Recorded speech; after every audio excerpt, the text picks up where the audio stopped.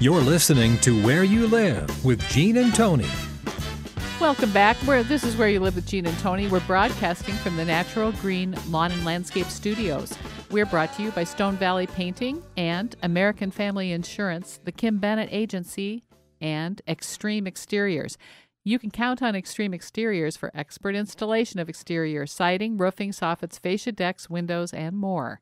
With their knowledge and experience, they can design the perfect solution to make your home beautiful and energy efficient, saving you maintenance and money for years to come. Call Extreme Exteriors at 763-441-1334. It's time now to hear from the Community Associations Institute. The CAI Minute is brought to you by New Concepts Rental Management. Whether you're an accidental landlord or a seasoned investor, New Concepts Rental Management can help you achieve your financial goals. New Concepts Rental Management can advise and guide you through every aspect of the business. Give me a call, Tony Crockett at New Concepts Rental Management, 952-922-2500. New Concepts Rental Management, 952-922-2500. Are you a member of the Community Associations Institute? For nearly 40 years, CAI has provided education and resources to volunteer homeowners who govern community associations and the professionals who support them. Visit caionline.org to learn more. That address again is caionline.org. CAI helps community association board members by providing online resources, in-person training, and hard copy publications written by association management experts. CAI offers community managers professional development, networking opportunities, and a certification program that's established as the industry standard nationwide. Minnesota has its own chapter of the Community Associations Institute to bring resources and tools from community associations around the country right to your home. Visit CAIMN.com to learn more and become a member of CAI today. Your community and management company will benefit from your involvement. Join the Community Associations Institute today at CAIMN.com and click on Membership. So back to this story about why roofs blew off during Hurricane Sandy. Yes, and even though the city inspectors couldn't understand why they came off during Hurricane Sandy, most people do, and the one thing that's going to be sort of a rude awakening for a lot of folks, and it always is the area of insurance. Yeah. We talk about it so much of the time, and with homeowners insurance, people think, well, whatever I have is the basic policy, it's got to be fine. Right. But they don't realize that what it is that are some of the conditions of the insurance policy, and people need to be aware, if you're a homeowner, that many insurance companies are trying to what they call manage the claims, and manage means to them trying to pay out less money. Sure, because manage their costs. And I can see it on one end. It's not just because they're stingy and greedy. The other part of it is an insurance company's got to be there with a big, huge pot of money when any of these eventualities take place. That's what we're paying for with an insurance company. We want to know that, I had one homeowner association, for example, years ago. We've been managing them for 11, 12 years. We took over right after a fire. It was a 25-unit condo association. They had been paying about $1,500 to $3,000 a year for insurance for the property. Okay. Now, this was the 10 years prior that when they first existed till the time that we managed them. Okay. Now, so you figure, okay, at $1,500, $3,000, they've paid in anywhere between $15,000 and $30,000. Now they had a claim where there was a fire, 3 units were destroyed. It was $88,000. Well, the damages? The damages. Okay. All right. And so the insurance company needs to pay that. Right. Well, obviously, if you've only put in $15,000 to $30,000 and you ask them to pay $88,000, there isn't too many people that needs a business degree to figure out you're not going to be in business right. unless you're there. And so unless you start raising prices to collect that money. Raising prices, right. A number of different things. The other thing that they're doing is they're saying, hey, people, if you own property, don't think of this as just a free check, you need to have some skin in the game, and so that's why you have deductibles that are larger, and you have more participation with homeowners. And so now with people out there, they're finding out that because of the hurricanes, some insurance policies said that there is a 5% deductible. Not if you're in a homeowners association, instead of a $5,000 deductible, it's 5% during for a hurricane.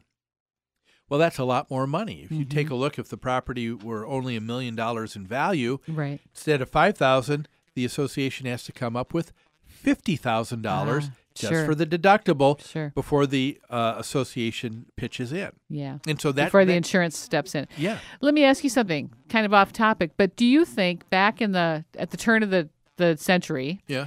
when the stock market was really strong, do you think that kept insurance premiums artificially low for everyone? Because it seems like when the stock market crashed or when the stock market went bad, insurance premiums started shooting sky high. Or am I mistaken?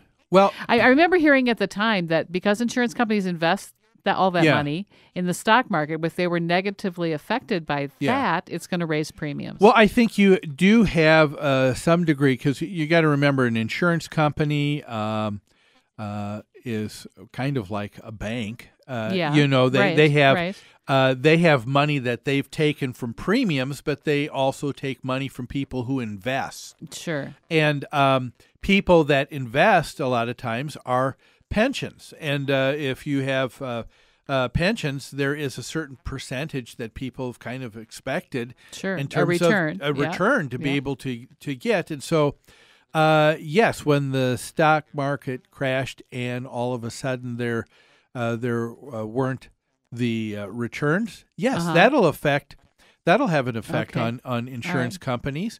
The real estate market and the real estate bubble popping, that has an effect on that. So yes, is that simply because there's fewer homes being sold or fewer new policies, or? Well, that's a whole nother thing. That's another show, and I'd be happy to go through it with whatever. I'll forget my about thoughts it by are. the time we're done today. I'll remind you. I've got some great thoughts on that. Okay. But back to this. Really, Hurricane Sandy, people should have known better. That it was because of the hurricane and nothing else. And let's not waste a lot of time looking for a conspiracy, right? Exactly. Okay. Yeah, exactly. Let's go on to our next story. This is interesting. A lot of times there are boards in homeowner associations that say, you know what, we can do this and we can do this better. And we can do this cheaper. We can do it cheaper. Is usually the thing. And better. Yes. That we can. And so, yes. But a number of times that can't be done. What is it? The saying, the person who represents himself in court has a fool for an attorney. That applies in many other arenas, doesn't it? It really does. Mm-hmm. And so we're going to take some time to talk about what not to do in managing a construction project for if you are a board of directors for your homeowner association.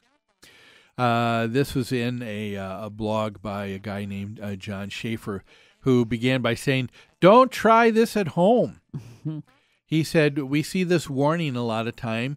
It scrolls under television ads and programs." He said, "It's equally appropriate advice for the way one homeowner association board managed a major construction project. It seems, Tony, that the board didn't set out to provide a case study of how not to manage, but the list of things not to do, they get nearly a perfect score." And this is an association. I'm not even going to mention their name. That would be too shameful, I think. Okay. But here's what happened. The association has about 100 units in their condominium association, and it looks like city officials had identified some significant deficiency in code violations.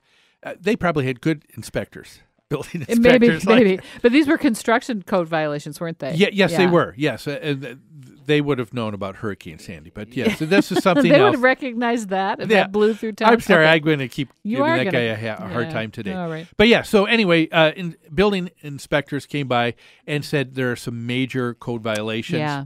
And so the board said we need to correct it. The estimated cost is about $1 million. $1 million. The city said you have to correct it. They You have to required correct it. Yeah. And it's going to cost $1 million. What did these folks do next? Well, we'll tell you. Did it involve a car wash and a bake sale? I don't know. Let's find out. Okay. Well, but that'll be the cliffhanger while we go to this station break. Don't go away. You're listening to Where You Live with Gene and Tony. More after these messages.